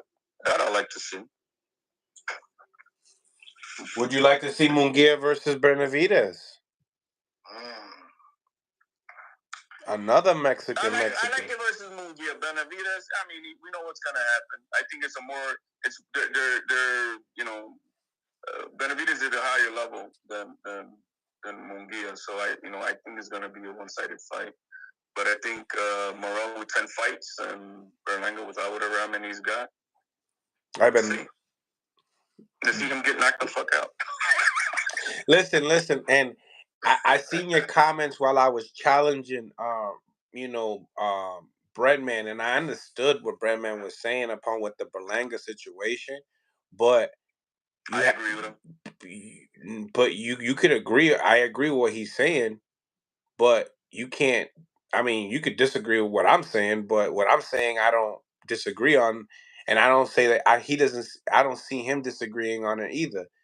Berlanga is popular. He is popular. Yes. Regardless, he's popular, and because of that, that's money, that's seats, and remember, you know, Caleb Plant, if he can get a win right now, because he needs a big win right now. You know, he definitely needs a big win right now. And what I mean by big, I'm not just saying, you know, how it looks at the end. I'm talking about a good opponent too. You know, um, these fights are great. You know what I mean? He got 2 losses, great guys that he lost to, top of the salon type of guys, and then Berlanga after you lose. And remember, it's about how you lose. You know, Berlanga he doesn't have the skill of a Caleb Plant, but there's one thing that we can say that he does have, and it's a punch, and it's a fight that, say if Berlanga by any means, I mean, I honestly salute to Berlanga. I think you get knocked out because I just look at the chin that you got. I'm sorry, my brother, but it's the truth. Why you gotta apologize, man? No, because I know we're gonna have him on the show, and you know people like to clip my stuff and send it to people and stuff. So You mentioned something. It's about how you lose, but you know what the problem? it's about how you lose. So say if he can go the distance, he could hurt. You know, because one thing we can say, yo, Caleb Plant was winning half of that fight. You know what I mean? But then he didn't hurt. He didn't hurt Canelo once in that fight. Again, but you just mentioned it's not. It's about how you lose. Yeah, when it comes to Berlanga, it's how he's won. Bro, he's arguably has 2 losses on his record, bro. That guy has been gifted a couple. No, that's fine. That's fine, you know but what I mean? And he hasn't shown me, bro. He hasn't shown me nothing, bro. That says, bro, like, oh my god. What happens, yo? What happens if you know? Will be oh my god. Still to me, he gets knocked out in the 9th round, but he hurt Canelo before that. That's stock risen. That's stock risen. That's something that Caleb Plant, where he got stopped in the 11th or 12th, but he never hurt him, not once. Berlanga don't got no. We still want to be able to have that what if factor, you know. That's that. You know, we've seen Tank get hit a lot, but we know he got that what if actor at the end. You know what I mean? So, you know what, the Berlanga, yeah, like one thing we can say is that, you know, chin is suspect and the IQ is definitely suspect. But one thing that we can say is that he got a puncher's chance and he has popularity. Puncher's chance against Canelo, I doubt that. Because Canelo's just too nasty. Yeah, you're right. You're right. He's just too. But no, it's a boxing, a puncher's chance, obligado. Anything yo, bro. In boxing, there's been times I got hit in the eye, and the next 3 rounds after, I could barely see from that eye. You know, I could barely. I'm crying and I'm blur. It's a blur and I'm crying, and that shit happens. Anything can happen in boxing. All right, what's the percentage on a puncher's chance that you get Berlanga versus Canelo? Diablo. 10%. 5. Yo, real talk. Yeah, Berlanga. One more time. I'm sorry. Yeah, I'm. Yo, he got like the way I see it. He got like a 6-7% chance. Like it's not. I don't. The 10% is a lot. My man went into a specific 6-7%. I don't go fuck. Because remember, he telegraphs his punch. He telegraphs his punch a lot. And then you got a guy like Canelo with the experience and head movement defense. He gonna make the bull look silly. If Berlanga beats Munguia, then I'll put some respect on that. But now here's the other side. Say now Berlanga gets freaking he gets him out of there and before 5. Holy shit! Now your stock. Now Breadman, you can say nah. Nah, no way. You want to fight me? Are you sure? Eddie, where the bag at? Berlanga was to knock out Munguia. Beat his ass. That will make traction for the Canelo fight. Yeah, that would. And I'm saying now, okay, I'll put some respect on it. Damn, we had Zap up in here. I didn't even know. Zab in the building. What's going on? What's up with the hidden faces? Oh my God! No. We're back. Yo, Zap, can I start the live all over? Are you gonna be loyal? What's good? Hold up, I just got finished running. Let me go upstairs and gotta go. What's up though? I just tapped in and see what you cracking with. Oh yeah, we running through the topics and letting the people chop it up. You know what it is. Hey. Yeah, Mr. AKA Jay-Z. You know. Hey. What's up, bro? We want to talk about TT.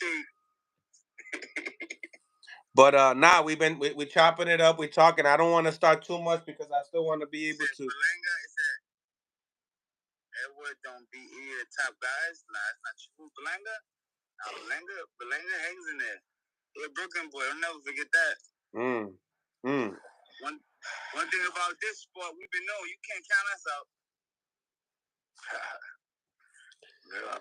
That's niggas acting Hollywood. I'm acting. No. Well, I mean, because we ain't started yet, right? You saying you're gonna go upstairs? Yeah. Because we gotta. I just got finished working out, Bill. I just got finished running. I'm soaking wet right now. I'm gonna go upstairs, take a shower and shit. I'm gonna go in the house, take a shower. Then I'm tap in with you, yeah? Word. I'm gonna end the live right now, and we'll start up a new one then. Everybody get ready. Yo, get ready. We about to. Half an hour, y'all. We going live. We gonna talk some shit. All newcomers, let's go. Pull up. Yo, let everybody know where to subscribe at. Up and coming champions, new fighters with a vision, trainers that really want to let the world know who their fighter is. People that's moving, managers, whatever. This is for the bottom, you know what I'm saying? Before champs, let's go. Sign up now. Watch us on YouTube. Follow us on Instagram. Mill City Boxing, Zab Judah. Subscribe, ladies and gentlemen. Best podcast in the world. You heard? Subscribe. It's totally free. It's totally free. Hey, yo, we doing this podcast again the same we did in the ring. It's competition. Everybody else watch it. Wow. I'm out of here. All right. Yo, in 30 minutes, guys, you already know we're gonna be back on live. We're gonna be shooting our before champ session for today. So make sure you guys come and tap in. And we'll be back. All right. Copy that. Salute, guys. If you guys haven't subscribed to Before Champ, the link is pinned in on the YouTube channel, and it's also pinned in on the Instagram right now. So make sure you guys go out your way, subscribe. We put content. Before Champ, Zab Judah, Mill City Box. We put content every day. So make sure you guys check that out. All right? Go out your way, subscribe to that, and we'll be back in 30. Salute. Blessings.